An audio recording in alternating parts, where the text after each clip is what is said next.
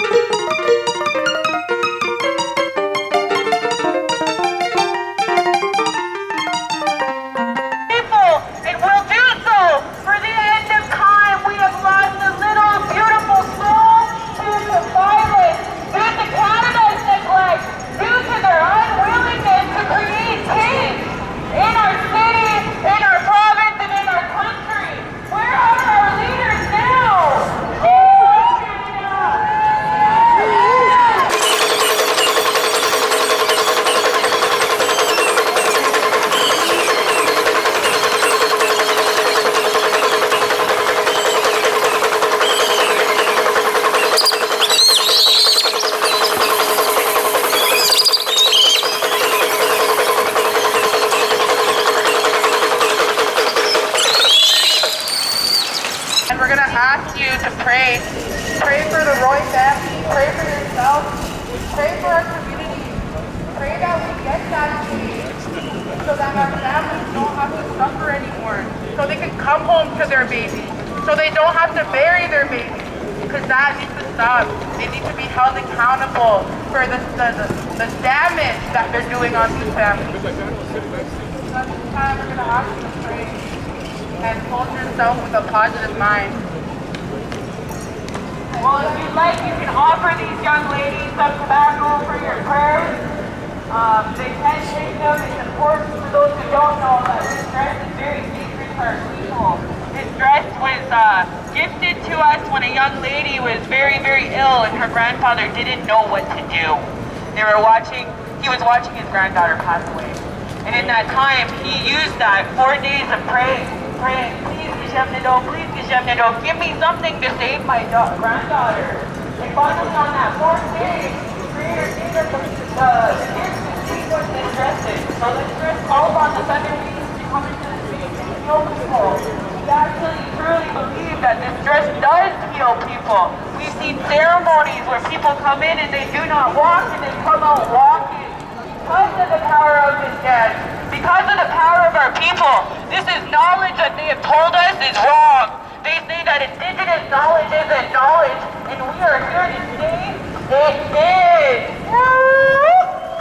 If you want to come to dance, well, we're going to give you that time to come up and offer your tobacco to the left hand. And as you see these dancers move and their cones move, each and every single one of those cones that is put on those dress is a prayer. It's a prayer that they put into that dress. And why we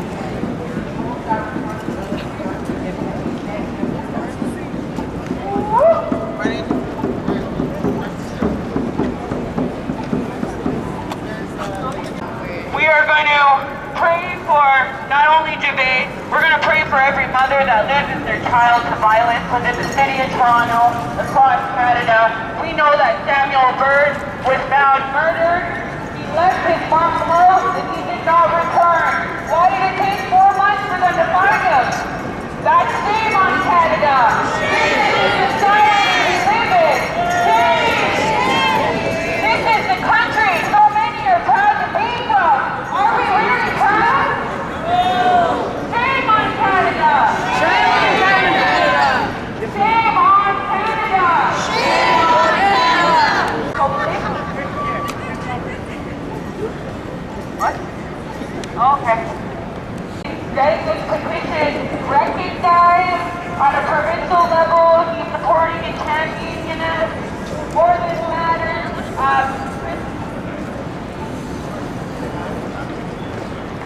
First of all, I want to thank all of you for being here.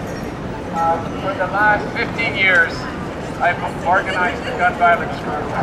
And it started when in 2010 I was elected as a school board trustee.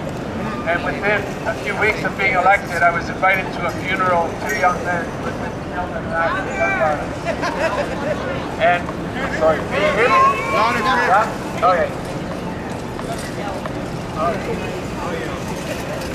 Anyways, what I've discovered is that gun violence, the rate of gun violence, is a result of government policy. We have 500 incidents of gun violence in this city every year. In Helsinki, they have 11. We need to change the policies. We need to address the root causes of gun violence, and that begins with poverty. Yes. The city is doing some work on this. They've got some work. They're working on addressing poverty in low-income communities in the city.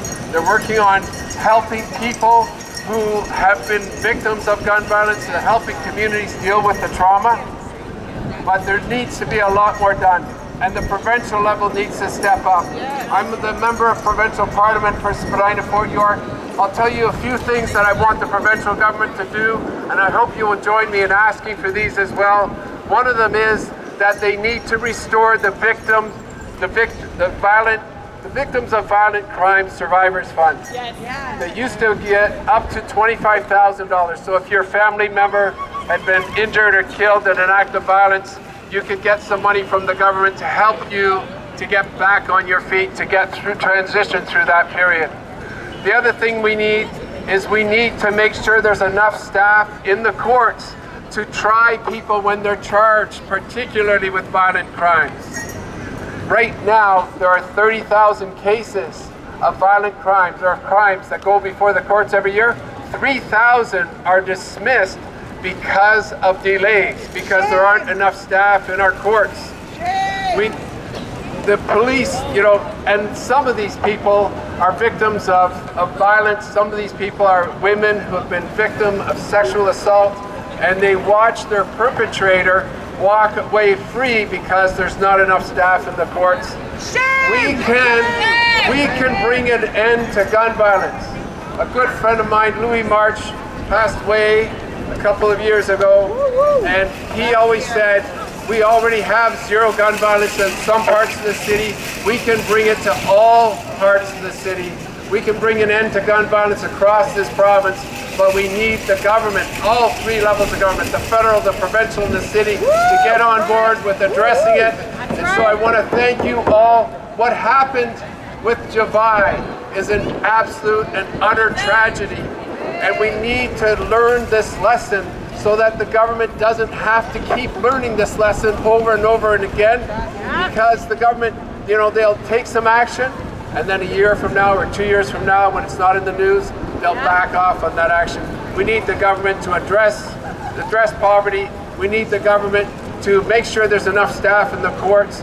We need the government to make sure there are opportunities for young people so that nobody's joining a gang as their best option, that there's recreation opportunities, there's employment opportunities, there's education opportunities, so every young person has a positive pathway for their future.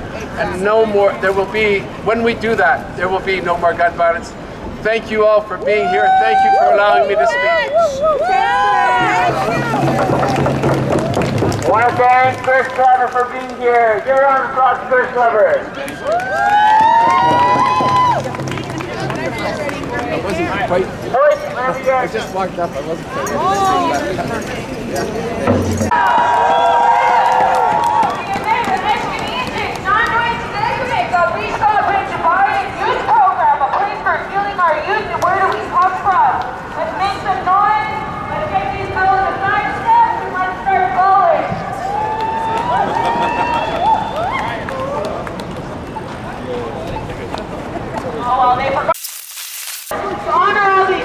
People here, they're here to honor their peer debate. Get the guns out of the bus. Get the guns off the street. Get the guns.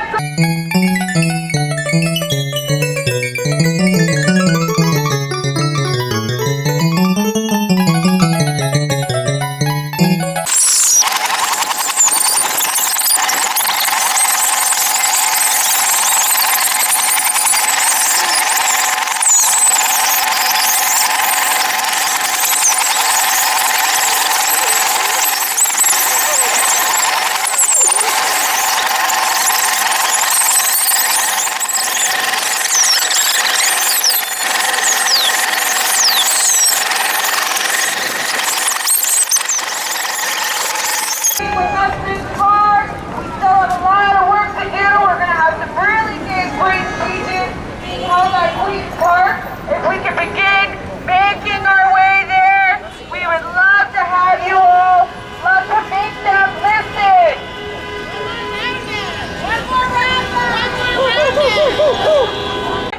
We will continue.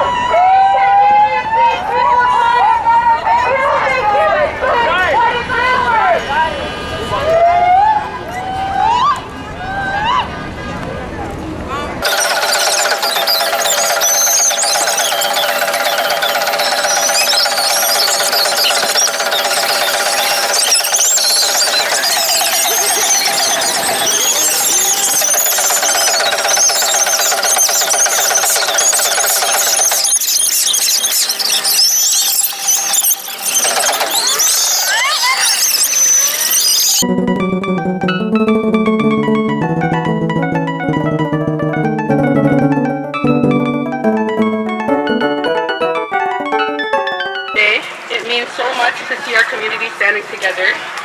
We are the ENAGB Indigenous Youth Agency, also known as Eskinijik Nanduyatkaming, a place for healing our youth, and Abichka Binjabaying, where did we come from?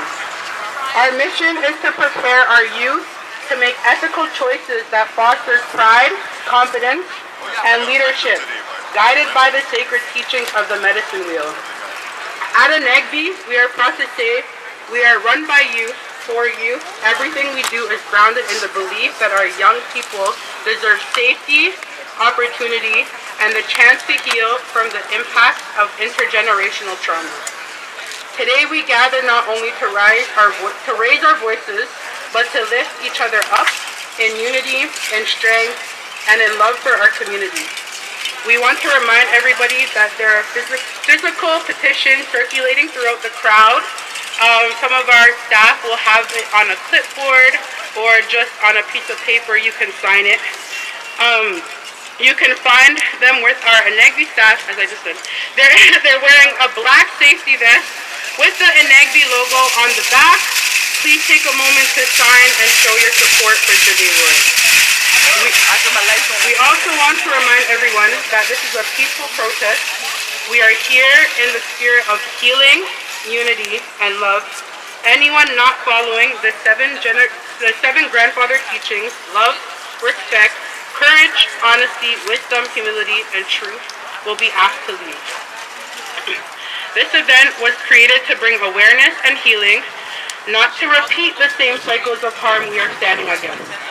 Chimigwech to everyone who showed up, to every youth, elder, family member, and ally standing here with us.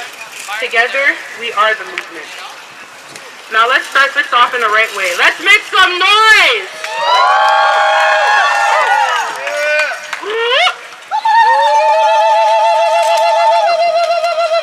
Let's take a moment moment to honor and acknowledge those.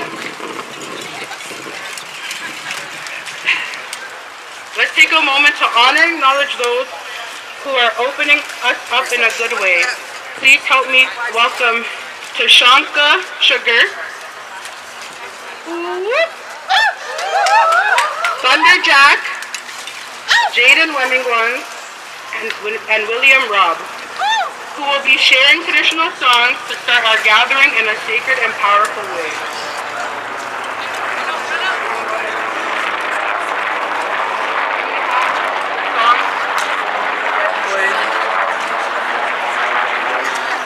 Our warriors for blessing us with your voices, your song, and your spirit. Your drumming reminds us of the heartbeat of Mother Earth and the strength that flows through our feet. So let's hear your war cries. Let's make some noise. So we're gonna have Calvin, who will come up and provide everyone with a dance and a teaching. Let's see what we can bring this time.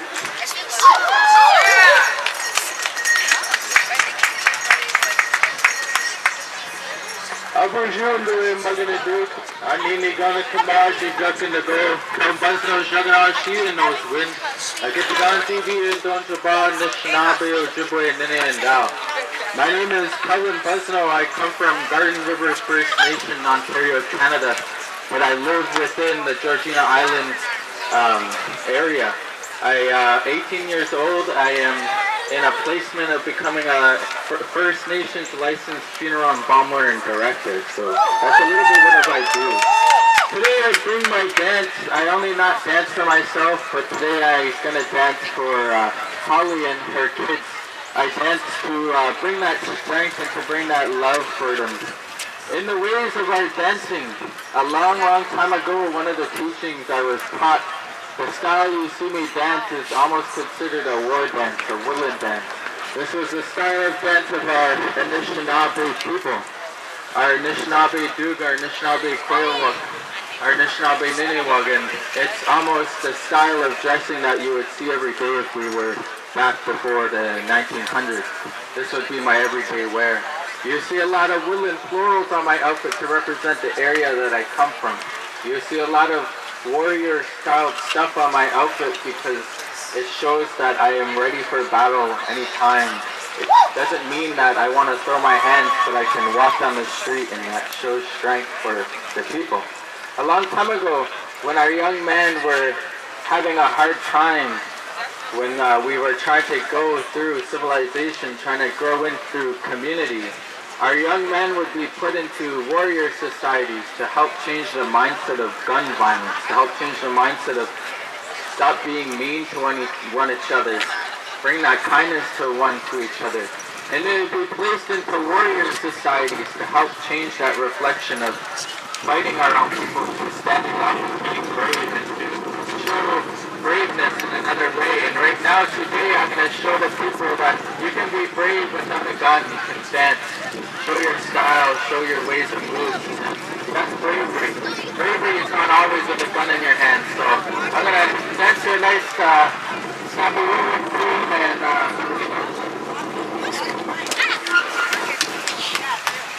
okay. I'm going to dance to a snappy woodland tune by the drummers back here. I thank them very much. And again, yeah, this dance is for all of you and for Holly and her kids. Look at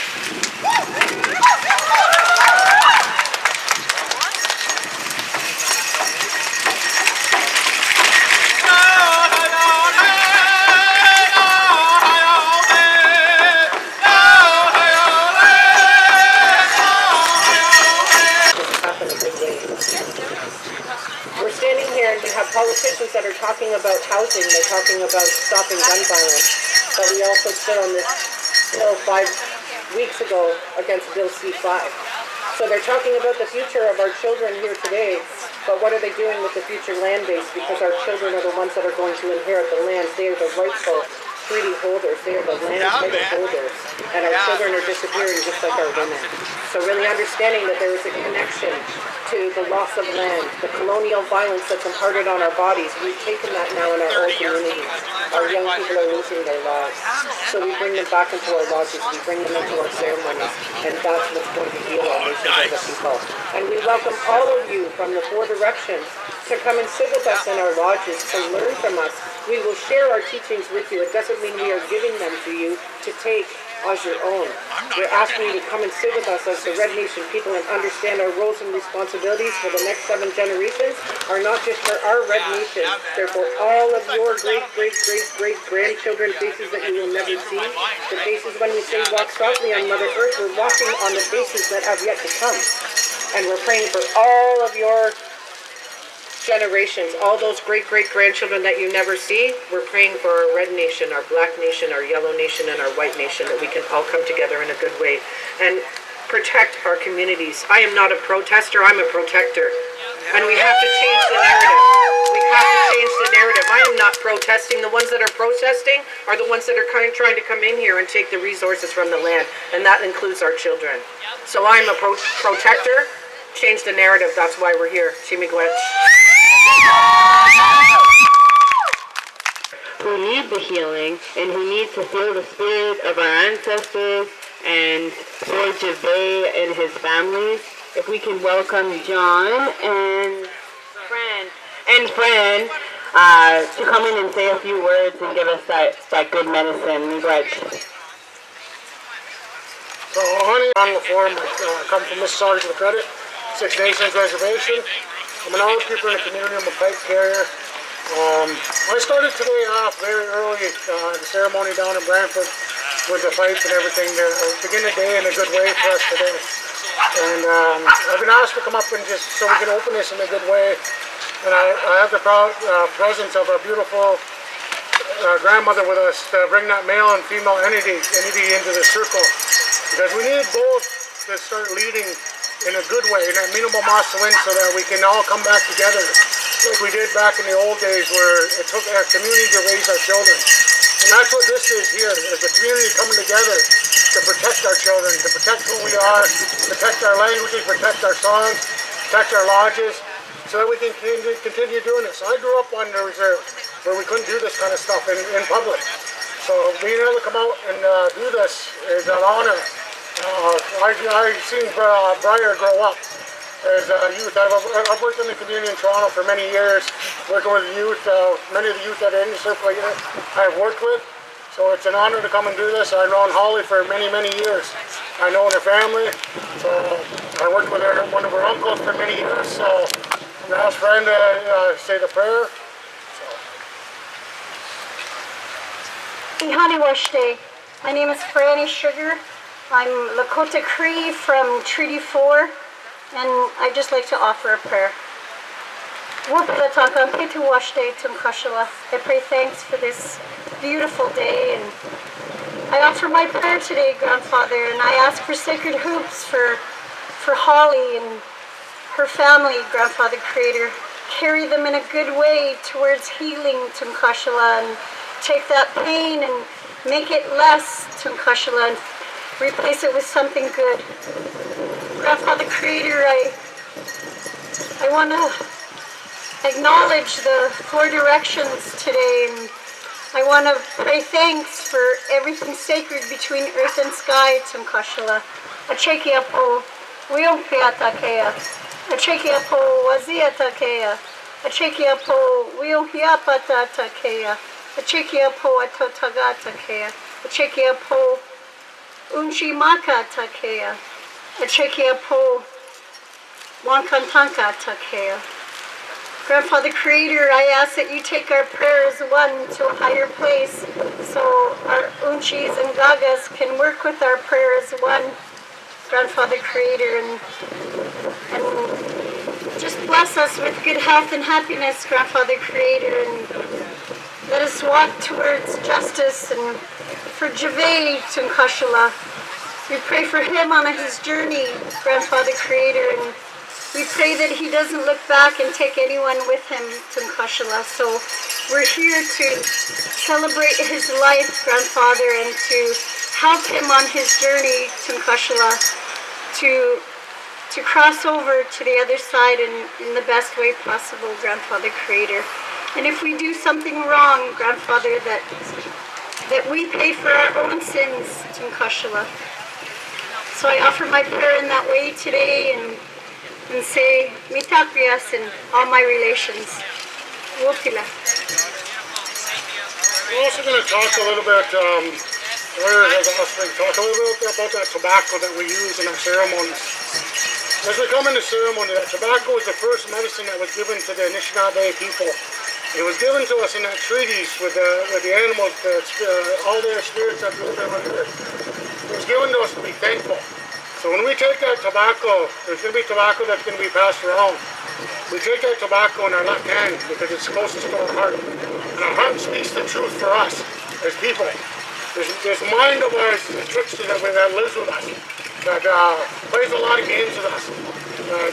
That he tells us that we can do certain things and go certain ways without listening to our heart. I know right now our hearts are very heavy for Javed. So when we listen to our heart and we take that tobacco and we place it out, there's going to be some tobacco and you're going to take that. You're going to say your prayers. Me, I don't call it a prayer. I call it asking for guidance. I call it asking for what we need. When we ask, we don't ask for more than we can take. We don't ask for kinds of pipe carriers and all people. We don't ask for lotto numbers, stuff like that, because it's not going to come. And we have to believe in what we're praying for. We have to believe in these ceremonies. Come back to where, when it comes to these ceremonies, we believe what we're asking for. And we're all believing that we're asking for that healing for the Anishinaabe people, the Anishinaabe community, the Ongahoni people. When that word Anishinaabe, it encompasses every person that walks along Turtle Island that is red. It doesn't matter how much red blood you have in you, you're still Anishinaabe. So when our tobacco comes around, just be thoughtful about what you're asking for and what you're giving out to Senegiso, Gitamonito. Asking that creator for that guidance. So I say, Chimigwech, Miawa, for everybody being here to support the families, to support the community. Because it takes the community to raise our children. So we got to come back to that. So, Chimigwech, Miawa.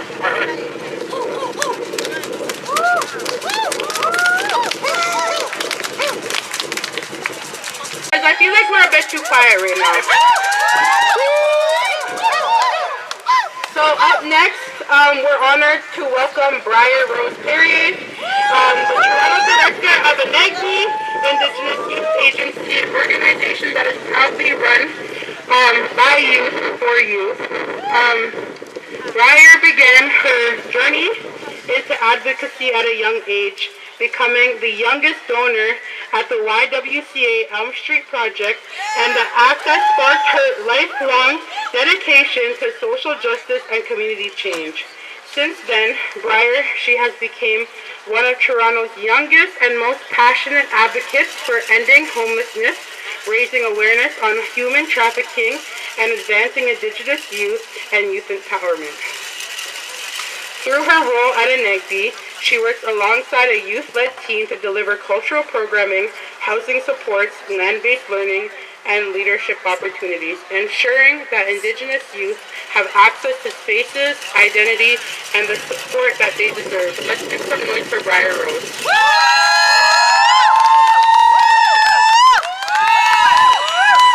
Windy. I just wanted to acknowledge everybody again for their time and commitment to young people. It really does mean a lot, not only to ENAGB, to all of our future generations. And when we hear those older people speak about the connection to land and what's currently going on in regards to violence within our city, it's something that's been perpetuated for 500 years. And how can we expect change when Canada cannot be held accountable? Without further ado, Ani Bojo, Nigigon Sandishna Kaz, Mangdo Dem. For those of you who don't know me, my English name is Briar Rose Perrier. The community I come from is Long Lac First Nation, but I was born and raised here in the city of Toronto. Today I too raise a child here. But for me, it's something that's terrifying to think of. Our young people are suffering, parents are struggling with being forced to work long hours, and children are left to be raised by a system that never worked in the first place. Where is the quality of life anymore? I know for many, we live in a constant state of survival, struggling to make ends meet, where rent costs are still rising and the rates of inflation are on a steady incline, with pennies given to silence us in terms of livable wages. Where are those who are supposed to protect us? Where are our leaders of this country? For some, Toronto is seen as a place of new opportunity, a place to build a future, to chase dreams, to lay down roots for the next generations. But these days, I find myself questioning why anybody would want to be here. We have been sold a false reality. Beneath the skyline and bright lights, Toronto faces deep poverty, homelessness, unemployment, and addiction. A city that should nurture life is instead of swallowing our people whole. Today we gather to save our children, who are being neglected by unjust systems that were never built to have them thrive. At ENAGB, we are youth-led, where many employed are youth, and allies are valued for their lived experiences. We create spaces of safety, culture, and belonging. One of the last times I saw Jave was at our lodge. He wasn't feeling his best that day. He was sore, but happy to be out of class and by his mother and brother's side. He came prepared, dragging along a big blanket so he could lie down and rest when he needed to. Even through his discomfort, he was able to make many smile that day. Oh my gosh. I don't know if it works like that. Better? No? Better. Does it work better like that? I think I look crazy though. At one point, he had started imitating his mom, mimicking her voice perfectly and being silly. I guess it was one of those mornings. She was frustrated that she was running late, right? And I know that all too well as a mom myself. Our table filled with laughter after seeing his impressions. His mom smiled as he carried that same playful spark that made him loved by so many. Unfortunately, I also carry the memory of witnessing a mother's grief, and not for the first time, may I add. Far too many mothers have buried their children. The cries made when a woman loses her baby will forever be engraved with lasting scars over our communities. That kind of loss never leaves you. It changes the very essence of who we are. It's the sound of silence after laughter that will never return. It's knowing that their voice will never again fill a room. That they will never meet major milestones like getting married or having children of their own one day. This is why we created the petition. Justice for Jave, safety for all Canadians. We're calling on every level of government to ensure his death was not in vain. The violence we see now is not new. It's a continuation of generations of colonial harm. If we want true justice and safety for all Canadians, we must begin by acknowledging and correcting over 500 years of pain endured by the first peoples of this land. How can we expect our young people to take responsibility for their actions when our own government refuses to be held accountable to the treaties and promises that were made long before this country was called Canada? Today, our youth are carrying the weight of systems that have failed them for generations. In 2024, Toronto recorded 461 shootings, resulting in 43 deaths and 120 injuries. As of this year, 13 teenagers have already been charged in connection with murders across the city. Shame. Shame. These are not just statistics. They are stories of young lives lost, families grieving, and communities trapped in cycles of violence that stem from poverty, trauma, and neglect. These are not numbers. They are names, families, stories, and children. Save our children. Politicians, can you be more disconnected from our communities? Prime Minister, where's our young people's $60 million? How is that while our city is in a state of emergency, our children are dying in the streets, and our families are crying for safety, our government can somehow find $60 million to send abroad for guns and gangs, but can't find the same urgency to protect marginalized youth right here at home? Shame! This isn't about turning our backs on others. It's about demanding the same compassion, investment, and justice for our own children. We are in crisis.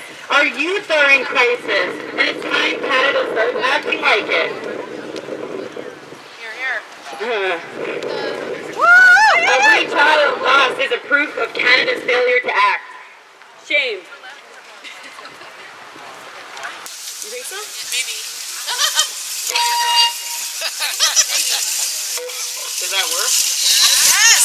Okay. Yay! Yay! Okay. So, every child lost is proof of Canada's failure to act. Shame. Shame on this system that continues to bury our children while funding everything but their futures. If we truly want safer streets, we must invest in healing and prevention, not just punishment. We must build systems that protect youth, honor their potential, and create spaces where they are supported. Our petition calls on the Government of Canada and members of Parliament to act decisively so that no other family, Indigenous or non, will have to live this nightmare. We demand the end of so-called catch and release laws that allow violent offenders to walk free while families continue to suffer. We are calling on stricter bail conditions to ensure that individuals charged with homicide, manslaughter, sexual assault, exploitation, or weapons-related offenses are not automatically released back into our community. Our message is simple. Public safety must come before political excuses. Every time a violent offender is released, it puts more lives at risk. And every lost life is a reminder that justice delayed is justice denied. We must reform the Youth Criminal Justice Act. We need accountability, not loopholes. Repeat violent offenders who are youth must face stricter monitoring, and in serious cases where public safety is at risk, their identities must be known. In addition to this change, we must include those who choose to turn a blind eye.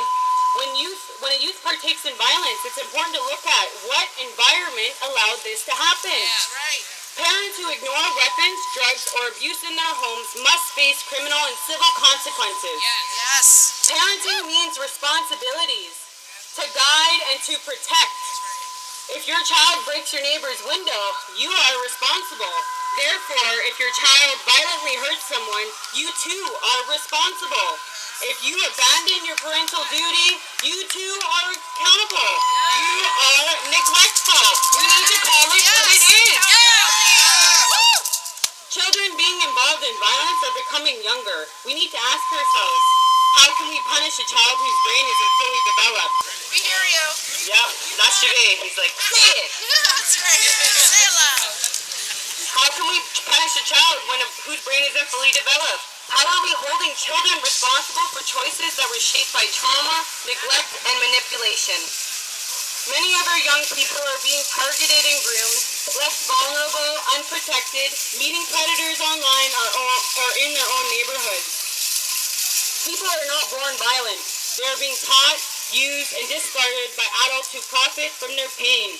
We cannot only criminalize our children while ignoring environments that fail them. Canada needs to look at the grooming and glorification of violence and call it for what it truly is. The exploitation of our young men. Shame on those who recruit our youth, who hand them guns, who profit from chaos. When you lure a child into violence, you are stealing their future. Shame. If you are recruiting, arming, or exploiting our youth, you are not just part of the problem, you are the problem. You must be held accountable. The matter of fact is that we cannot arrest our way out of this crisis. We need to prepare to provide real solutions for Canadians. When are we, as the people, going to have a say in where our country spends its money? What is the point of democracy when we're forced to choose between the lesser evil instead of genuine solutions that protect and heal our communities? Canada needs investments in housing, education, and mental health supports, addictions, treatment, and Indigenous-led programs that service all Canadians. Safety comes from healing, and now I leave you with the most important truth of all. Every act of violence against Indigenous people is an act of hate. For generations, this country has been built upon the hatred and displacement of Indigenous people, First Nations, Métis, and Inuit. Let's be honest.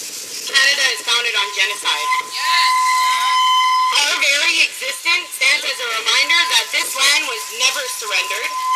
We are the original caretakers, and the truth threatens those who seek to control and profit from what was never theirs and what isn't theirs. Because of that, we have been treated as obstacles, not people. It wasn't that long ago that it was legal to kill an Indian. It was considered sport. We were hunted, starved, sterilized, and stripped of our children and our culture. All under false promise of civilization. Shame on Canada. Canadians are quick to condemn the injustices of other countries but refuse to look in the mirror. Every taxpayer in this country is actively paying into the government that continues to perpetuate genocide through poverty, incarceration, stolen children, and silence. We are the only race of people in the world who have an entire set of laws that govern our existence. In the eyes of Canada, we are not seen as human beings. We are viewed as wards of the state. That apartheid system still exists today. It's called the Indian Act. This country controls our lands, our resources, our rights, and even our identities. It is this foundation of a system that's built to dehumanize, restrict, and erase Indigenous people. If this country can use the power of law to protect wildlife, then it can use the same power to protect Indigenous lives. This is why we demand that every act of violence against Indigenous people be treated and prosecuted as a hate crime. Because when someone fires a gun into a neighborhood without care for who gets hit, this is not random. It is a systemic disregard for Indigenous life. That is hate, that is racism, and that is colonial violence continuing through modern systems. Today we honor the life of Jave Roy and every child whose laughter was stolen too soon. We honor every mother who has buried their baby, every community left to grieve in silence, and every young person who still believes their life matters, even when this country tells them otherwise. Let's be more than another gathering. Let's be a movement that demands justice, accountability, and healing, not just for Indigenous people, but for all Canadians. Because when one community suffers, the whole nation does as well. Change does not start in Parliament, it starts with us here today. It starts with speaking the truth, signing the petitions, and holding leaders and peers accountable. We're not asking for pity, we are demanding justice. We are not asking to be heard, we're demanding to be listened to, and we will not stop until our children are safe, our families are healed, and our people are free. Our people deserve more than sympathy, we deserve legal protection. We deserve laws that reflect the values of our lives. Until this country names what's happening for what it is, the violence will continue. Please take the time to sign our petition calling for stronger protections and justice for our children. You can also support the creation of ENAGB's Anti-Violence Department, which will help us to continue providing prevention, education, healing, and lobbying for change for youth and families. Together, we can build safe communities for our future children. Miigwech, everybody. I've spoken enough. I hope you all enjoy the rest of today. Miigwech, thank you. Everybody, let's all come together and recognize and celebrate our ENAGB Youth Council. At ENAGB, youth voices are truly at the heart of everything we do. Without young people guiding our programs, shaping our direction, and leading our vision, this agency simply would not exist. These incredible young leaders are part of our 2024-2025 Youth Council, representing Indigenous youth across the Greater Toronto Area, and ensuring that ENAGB continues to be a space built by youth for youth. As their term comes to an end, we're excited to announce that new Youth Council elections will be held on November 14th, 2025 at our annual general meeting. Let's give a big round of applause for our ENAGB Youth Council, the heart, the spirit, and future of our community.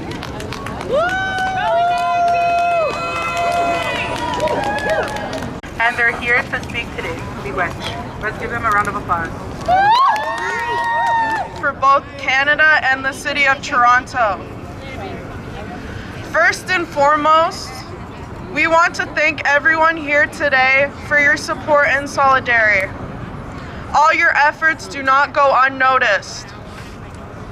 We are members of the ENAGB Indigenous Youth Agency, a program run by Youth for Youth. My name is Cora Malley. I'm an Indigenous youth and born and raised in the city of Toronto. I am Anishinaabe and part of the Bear Clan. Our clan's responsibility is protection, to be guardians of our people, and I take that role seriously, which is why I'm standing here with you all today. As a young person raised in this city, I've seen firsthand how little effort Ontario and Canada have made to support the healthy development of youth or to address the growing rates of poverty across our communities. Let alone the attempts to address the ongoing genocide of First Nations, Métis, and Inuit people. Every Indigenous person lost to natural causes is a well-executed plan to eradicate the Indian problem, a problem that Canada has had for over 500 years. I'm not only here today to speak about Jive, but I also speak for my older brother who I recently lost, Tyrell Malley. My brother's life was treated as disposable by not only the Canadian government, but those who preyed upon him. Not one single system this failed government endures helped him. Why are we still silent? Why do we see these terrible things happening, yet we are helpless to stop them because of the system? Testing. On to everyone. My name is Amberly Eckhart. I am 27 years old, and I am a mixed Mi'kmaq Indigenous youth. And I also come from the Eagle Clan. The Eagle Clan carries the responsibility of spiritual leadership, symbolizing honor, truth, courage, wisdom, and freedom. I grew up in the child welfare system, where my entire upbringing was spent in foster care. I know firsthand how this system can set up our youth for failure. Young people need belonging, love, and an understanding of their identity, all of which I was robbed of through the system. Today, I stand here as a youth council member with ENAGB Indigenous Agency, representing the voices of the youth who, like me, have experienced struggle but continue to rise above. I've participated in the ENAGB youth program for the past 4 years, where they have supported me in countless ways, from housing to employment and everything in between.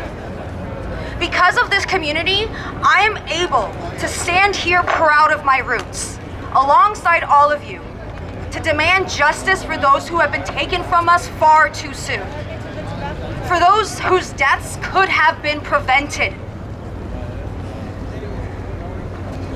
This is a symptom of a system that continues to fail us, one that Canada refuses to change.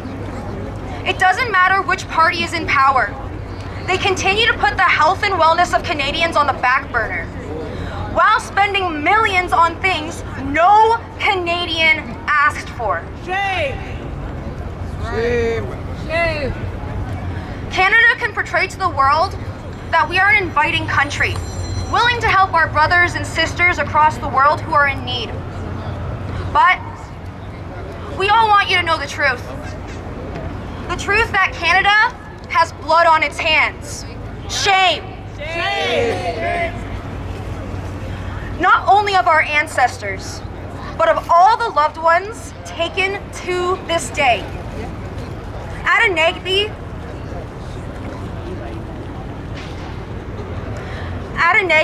we know grief far too well. We have buried countless youth and will continue to do so if Canada doesn't take immediate action. Shame! Shame!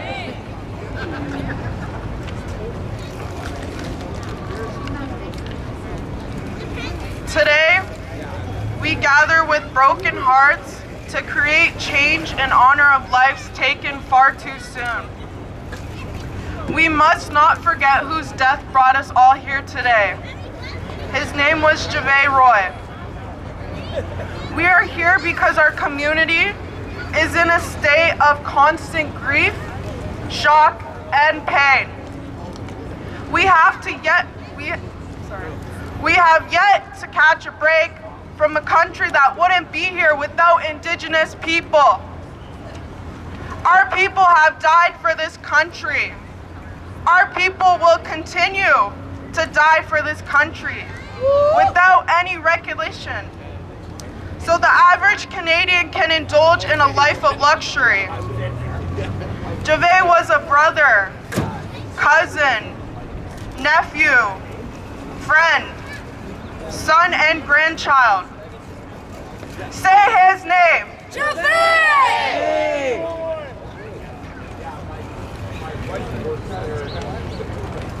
Javay was an 8-year-old Afro-Anishinaabe boy, full of energy, laughter, and kindness. He loved playing with his friends, being outdoors, and he especially loved his mom and family. We had the privilege of knowing Javay at ENAGB. He was an active participant in our programs, proud to see his mom at work, and proud to attend ceremonies and gatherings. Javay, at his young age, was a knowledge keeper himself. He talked about how he couldn't wait until he turned 12, because that's when he could officially join our programming. My family spent time with his presence at an Indigenous getaway camp to spend time with the community and family. We experienced his strength and charisma. He wanted to be a leader. He wanted to be a voice. He wanted to make a difference. That chance was stolen from him. And with it, a piece of all of us was stolen too. But we will not allow Javay's death to be in vain. He will continue to be a leader through us. Say his name. Javay! We are all here because this tragedy should have never happened. None of the loss we have endured should have ever happened. Every child deserves to be safe in their homes, asleep in bed, beside the one person they feel safest with, our moms. We are here because the system meant to protect us has failed, like it has been for the past 500 years. Woo! Shame! Shame! There's far too many violent offenders, young, youth, and adult, released back into our communities under catch and release laws. And too often when Indigenous people are harmed, those crimes are either minimized or explained away. Today, we say, enough is enough! Enough is enough! Today, we say, no more catch and release! No more catch and release! We say, every child and person's life must be valued. We say his name. Javay! Javay! Javay! We're calling for a new law. Javay's law. A law that ensures that any act of violence against Indigenous peoples, deliberate or accidental, is treated as a hate crime. We deserve to feel safe on our inherent land. History has shown that these acts of violence are never separate from colonialism. It's part of its legacy. A legacy that continues to live within every Canadian household today. It's time we step up. It's time Canada steps up and changes their narrative to make First Nation, Métis, Inuit people a priority. Say his name! Say his name! We know that justice is not just about punishment. Real safety means prevention. Real safety means dignity. Real safety means opportunity. We need more than handcuffs. We need liable wages, stronger social supports, safe housing, and food security so that families don't have to turn to desperate measures just to survive. Say his name. Jeffrey! We need police who serve, not condemn. Officers who show up to our positive rallies and events. Join us in ceremony, in sport, and in community. Not only when it's time to criminalize poverty. We must protect our youth from the grooming and glorification of violence. Too many are being pulled into street life by older peers and media that celebrate destruction instead of life. We must hold accountable those who profit from this loss of community. And we must protect our youth from being targeted and used. To the young people listening, it is not cool to pick up a gun. It is not fashion to have to wear your loved ones on a t-shirt. It is not brave to hurt people. It is not strength to take a life. It's cowardice. Do you know what's really cool? Being a plumber, electrician, carpenter, teacher, knowledge keeper or leader, learning a trade, building a career, raising a family, giving back to your community. That's what lasts. That's what builds a future. Allow social media, music, or other influences to convince our youth that destruction earns respect. Respect comes from creation, not violence. To my peers who have been influenced by the lies, the promises, and dreams sold to you, let me be the first to say, happiness doesn't come in the form of bringing pain to others. I wonder if they tell you about the pain that comes with that lifestyle. Did they tell you about the cold nights when you're locked in a two-man cell with 4 people in it? Did they tell you about missing your mom's voice, your child's laughter, or the smell of your home? Did those who groomed you ever explain the nightmares, the guilt, or the emptiness that follows when the noise fades and you're left alone with your thoughts?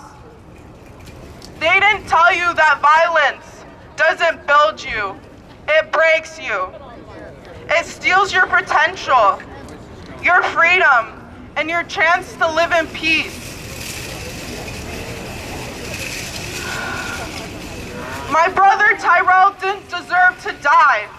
He lived a life with no regrets.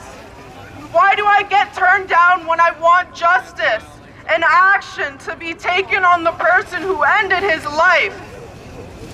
Why does my family need to suffer? Why does any Indigenous person need to feel this pain of losing someone close and not being able to speak on it? When will that change? When will we get peace? We stand here strong for our loved ones. The community misses you, Javé. Say his name. Javé! Canada, please We are urging you, as the young people of this country, don't let his name become another statistic. Let's build a future where not only Indigenous children, but all children can play, laugh, and grow without fear. We demand that Canada invests in us, in our children, in our families, and in our communities. This is for Gervais. This is for Tyrell. This is for Samuel. This is for all children and all future generations to come. We will not stop fighting until we receive justice. Justice for Gervais is justice for all. For our children, for our future, for our people. On behalf of the ENAGB Youth Council, Miigwech, thank you. Nika Ingana. To honor Shayna Macaulay, the founder of Find Ontario Missing Boys, a nationally recognized movement that has captured hearts across the country through its powerful message, community impact. Shayna's work has been shaped by lived experience and a deep commitment to justice. Through her leadership, she has built a trusted platform that advocates for families of missing boys, uplifts their voices, and brings much-needed awareness to the realities facing our communities. Her advocacy is grounded in truth, healing, and community connection, and she continues to use her voice to shine light on stories that too often go unheard. Please join me in welcoming Shayna Macaulay, a powerful advocate, a community leader, and a heart behind Find Ontario Missing Boys. Miigwech. The welcoming brothers and sisters here today, ENAGB community, and I even see some of my Find Ontario Missing Boys community here as well. Thank you to Briar, Rose, and ENAGB for inviting me to speak and to demand justice here today with all of you. I know many of us here today are feeling anger, fear, and frustration. We've seen the headlines that break our hearts, and we want justice. But justice cannot come from punishment alone. It comes from prevention, from healing, from giving our children a chance to thrive before they're lost to the system. I stand here not to call for harsher penalties, but for stronger support, for mentorship, for mental health, for community care, because the solution to youth violence is not locking up our youth, it's unlocking their potential. I stand before you today with the weight of our missing children on my heart. But I also stand here with something stronger than sorrow. I stand with hope. Hope that if we keep speaking, keep fighting, keep protecting, we will build a future where no parent has to search for their child alone. When people think of human trafficking, they picture scenes from movies. A van pulling up, a stranger grabbing a child off the street. But here in Toronto, it looks different. It's quieter, it's disguised, it's insidious. Here, it looks like a 9-year-old boy, vulnerable, yearning for his father's love, being groomed by a man who promises to take him to Montreal in search for his dad.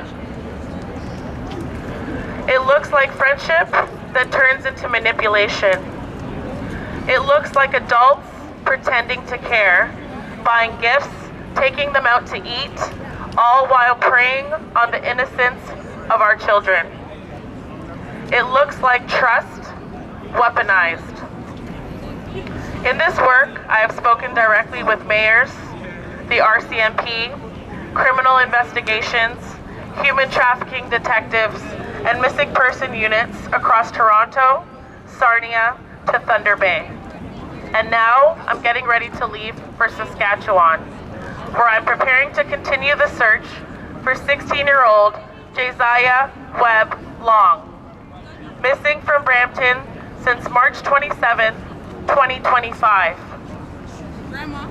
Along this journey, I helped locate one boy in Thunder Bay, what we now call a red zone, an area where many of our boys are being found as victims of human trafficking. Through these efforts, I have uncovered patterns of exploitation and systemic neglect and built a network of families, advocates, allies, community leaders demanding accountability. I have been advocating for our boys for a year now, and let me tell you, this is a crisis. Dozens of boys have gone missing across Ontario this year alone. Across Ontario in Orillia, Niagara, London, Windsor, Sarnia, Sudbury, Barrie, all the way 15 hours away from Toronto in Thunder Bay. What I now call our red zones. Our boys are being found, exploited, and discarded. Shame. I coined that term because these are not just danger areas. They are warning signs of a national crisis hiding in plain sight. I've been to Thunder Bay myself. I helped locate a boy there who came home disoriented, starving, and robbed of his innocence. A child who should have been safe in his own community, at his school, on his block. In these red zones, the Indigenous community is suffering profoundly from addiction to the ongoing tragedy of their missing and murdered boys and girls, women and men. Thunder Bay has one of the highest rates of violent deaths in the country, yet few seem to be willing to confront how this reality connects to the exploitation of our youth. The living conditions there are deplorable, the product of systemic neglect. I would call it a state of emergency. When people's homes are being taken over and used by the same predators who exploit our boys in the illicit drug trade. One woman was held against her will inside of her apartment for 8 months. This apartment was turned into a trap house where our boys are held and worked 24/7. The pain of Indigenous families in Thunder Bay mirrors the pain of our own communities. Their fight is our fight. Often our boys are targeted at their schools, at the mall, at convenience stores, community centers, and basketball courts. And I've seen the same story repeat itself over and over again. When our boys go missing, the silence is deafening. But when they're accused of crimes, the headlines are loud. These children's cries for help were ignored until it was too late. They needed guidance, they needed care, they needed protection, but instead, they were ignored until the worst happened. This is why I say this is not just about crime, this is about crisis. The crisis that strips away the childhood, the innocence, and the future of our boys and girls.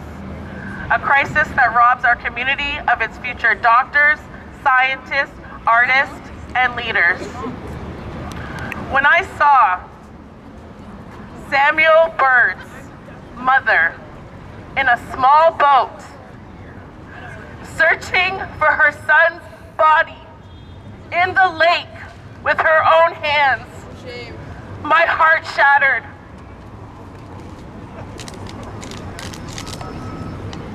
When I watched Holly Roy's tears as she stood before a bullet hole in her son's bedroom window, my heart broke. When I speak with parents who are denied the right to file a missing persons report, my heart fills with both anger and determination. But anger alone cannot carry us forward. The only way to fight this crisis is with protection, solidarity, and justice. Because if we don't do it, nobody will. I have been told this isn't human trafficking, that our boys are just runaways. That statement isn't just dismissive, it's dangerous. When Shanice Long tried to file a missing persons report for her son, Josiah Webb Long, in Peel Region, and was denied, that was not a mistake. That was bias. That was a system telling her that her son's life did not matter. And Josiah's story is not isolated. He was taken from Brampton to Pelican Narrows, Saskatchewan. Let that sink in.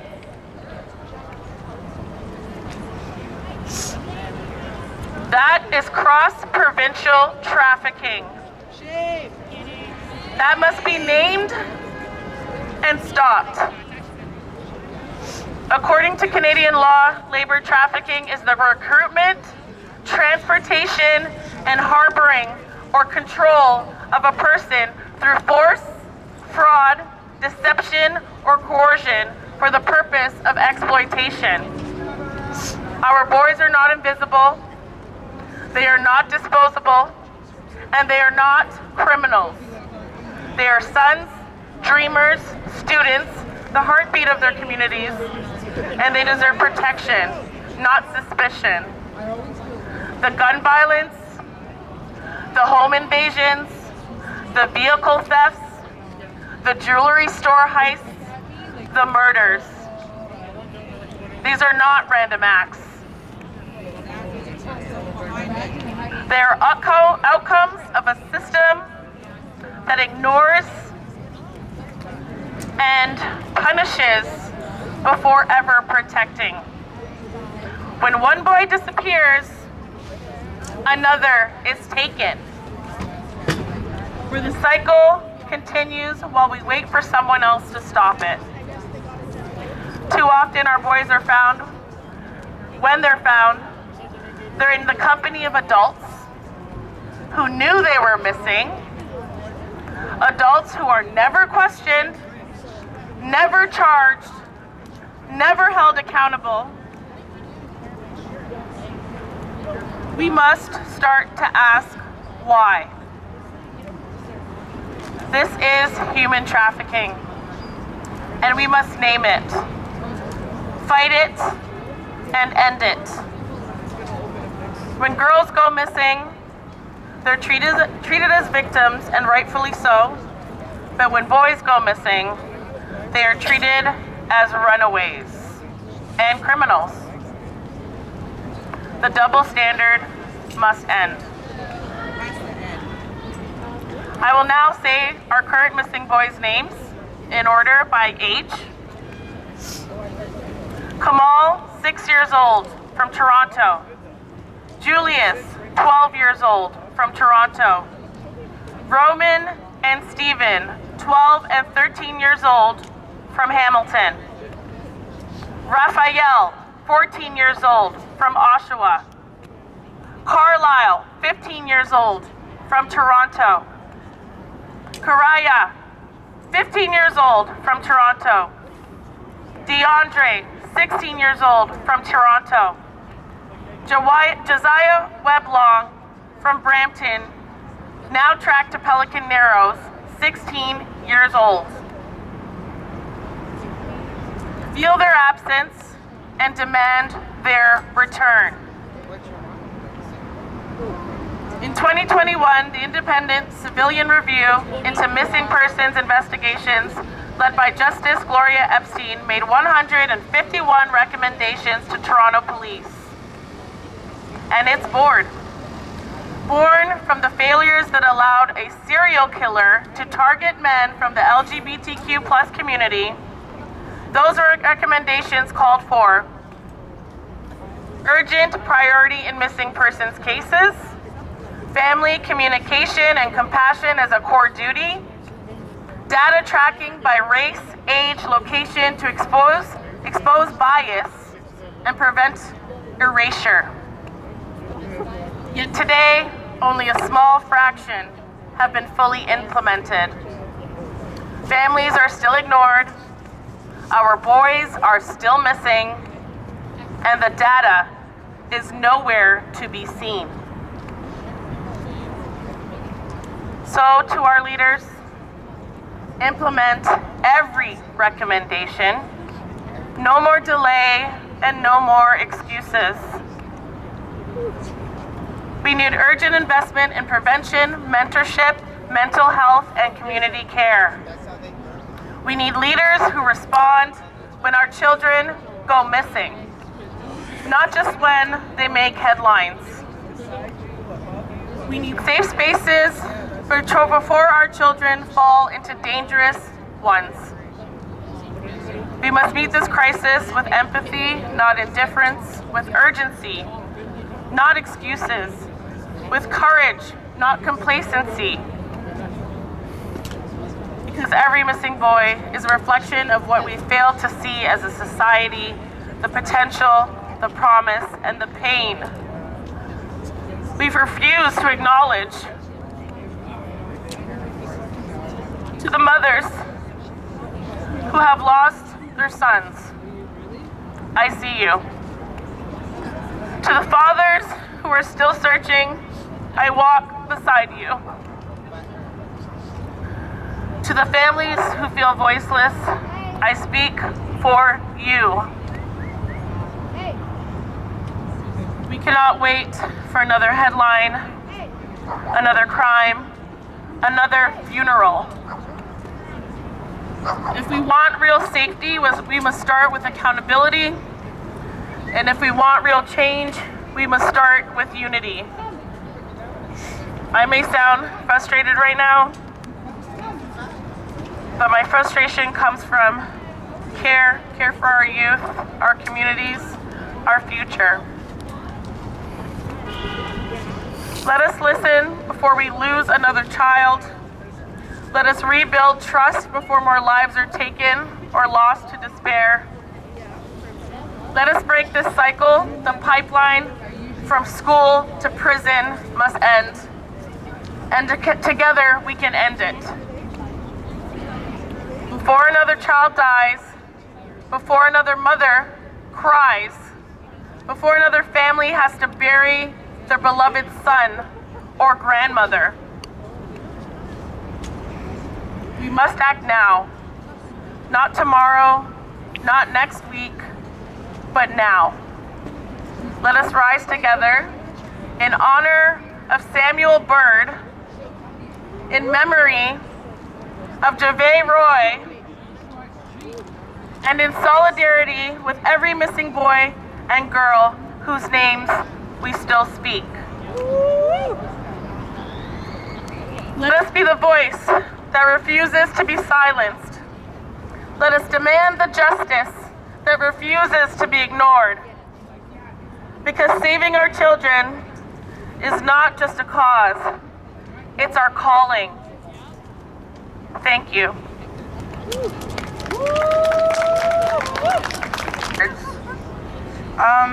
So now we're gonna call on the mom of Javay, Holly Roy. Let's take a moment to honor the courage of Holly Roy, who has joined us here today to share her voice, her story, and her call for change. It speaks volumes that she is standing with us today, only 2 short months after the heartbreaking loss of her precious baby, Javay. Holly's strengths remind us of why we are all here, to fight for justice, healing, and the safety of our children. Please, everyone, let's raise our voice and cheer on Holly so she can feel the love, support, and strength surrounding her from each and every one of us today. Woo! We love you, Holly. We love you. For coming out and showing your support. I really feel the love and I feel well supported. I can't even imagine navigating this without everybody's. The day my son was taken, I felt overwhelmed with hurt and anger. However, in my heart, I've come to realize that I can honor his memory by fighting for change. I want to use my pain to make a difference to ensure that no other family has to go through what I'm going through.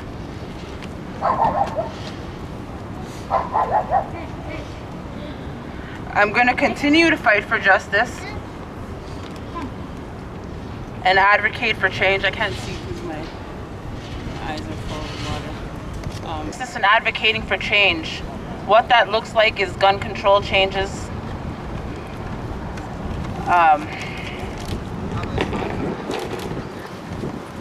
And changes within the Youth Criminal Justice Act.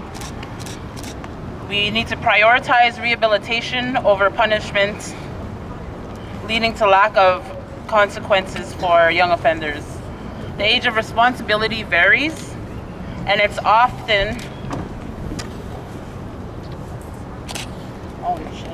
individuals gain more anatomy as they mature. For toddlers, ages 1 to 3, they begin to understand simple rules and boundaries.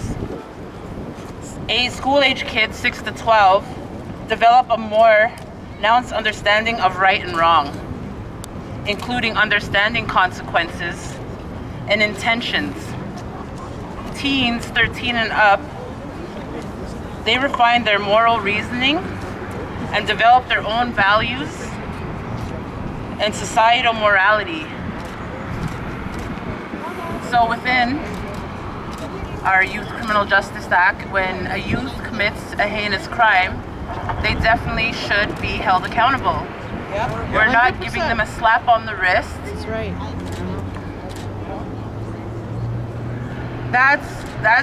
That is my priority of what justice looks like. And I hope the feds revisit that.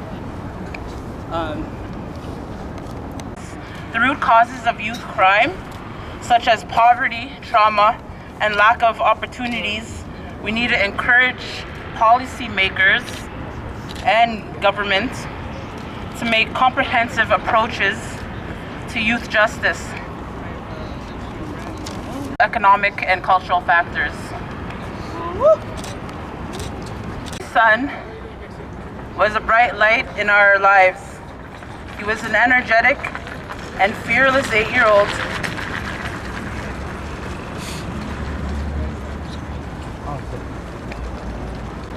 He had an infectious enthusiasm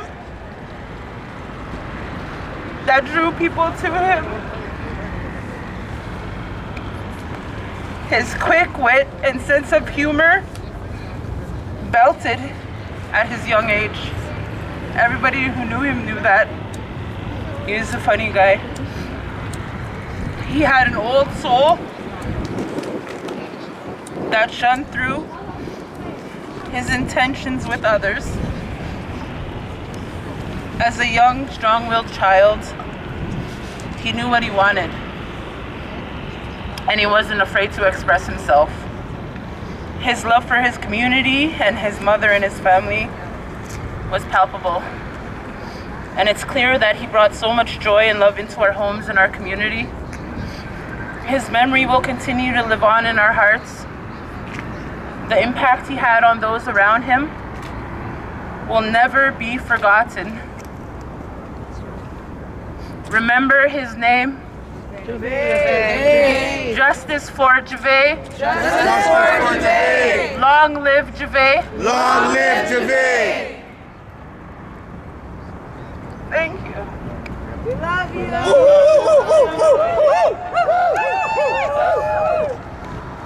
Words. As we close today's gathering, we ask everyone to join us in a closing prayer by John Laforme. followed by a traveling song from the wonderful men at our big drum. We lift our voices and our prayers for healing, protection, and change. And let it be known, if the government still has not heard us, we will not stop. We will continue to rise, to organize, and to demonstrate until the lives of our children are valued and protected. Because we are tired of watching our children die. And today, we stand united to say no more. Chimigwech to everyone who came out today. May we walk together in strength, love, and solidarity. Miigwech. Ani Bojo, I'm going to use the mic. I got a big voice. My spirit name actually translates into Big Thunder. And I've been a noisemaker since I was a little kid, so I've never really used mics when I'm at events. So, so I just ask that you guys in Minimal Masawin, I ask that you wrap your arms around the families that are struggling. I ask that you take care of the families that are here. The little ones that ain't here, the ones that are still missing. I ask you, Senagiso, just to take care of all of us. The ones that are here, the ones, these youth, this next generation that we have, they're going to be the ones that are going to be taking over for us. I ask that you guide them in that good way. Take care of them, make sure they're well, make sure us as a community wraps our arms around everybody. Chimigwech, hi. And with that tobacco you guys have received today, I ask that you guys take that tobacco, put your prayers out. When we ask for prayers and when we give our prayers, we lay our tobacco out in a spot that we feel comfortable. And we know our prayers are going to go. You just ask. Myself, I will be smoking that Pawagan again tonight, and every prayer that was said will go through that pipe, and it'll be sent to Senagiso Gitamonito. So when we look at grief, it's a very hard thing. It's a very troubling understanding. And one of the things I've always been taught by my elders, by the Ongahoni people, is we can't ask why. We know that there's things that we want to know, but we want his spirit to travel. We want their spirits to travel home. So we got to allow them spirits to travel. So we ask for that guidance and we celebrate. So Chimigwech, everybody here for being here and supporting the family.